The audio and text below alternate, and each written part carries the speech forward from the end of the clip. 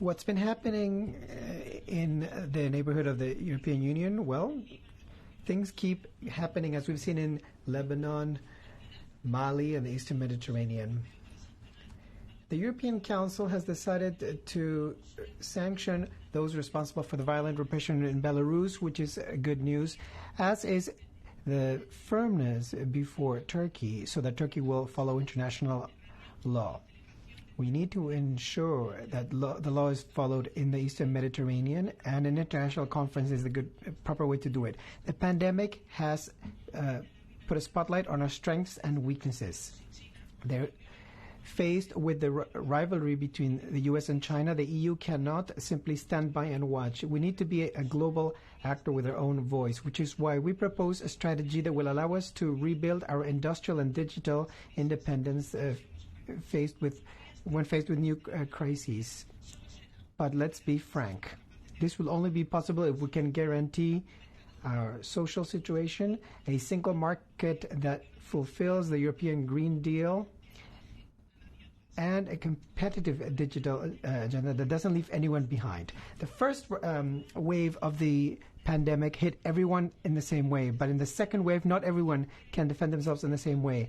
There have been cuts in health and education from the 2008 crisis, which has left a large swathe of the population defenseless.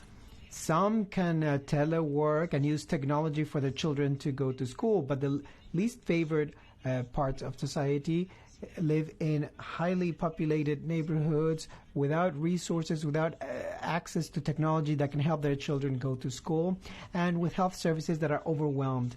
This time, we cannot have a two-speed economy in Europe. So in order to achieve this, we need to ensure that the EU budget for the next 7 years and the recovery plan, they need to be available as soon as possible. We are ready to negotiate in a loyal and sincere way, but the Council needs to step up its game.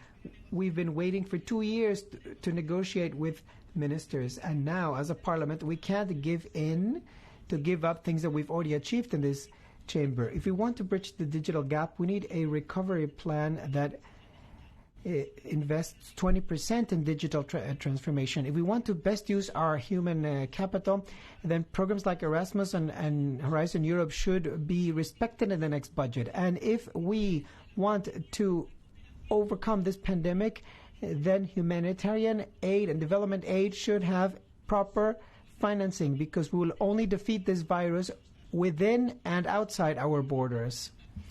We can still prevent a social gap and to ensure that the most vulnerable aren't the worst hit. So let's have ambitious plans and have own resources, because new taxes such as greenhouse gas emissions and on financial transactions will allow us to ensure that citizens' pockets are not the hardest hit in this recovery plan.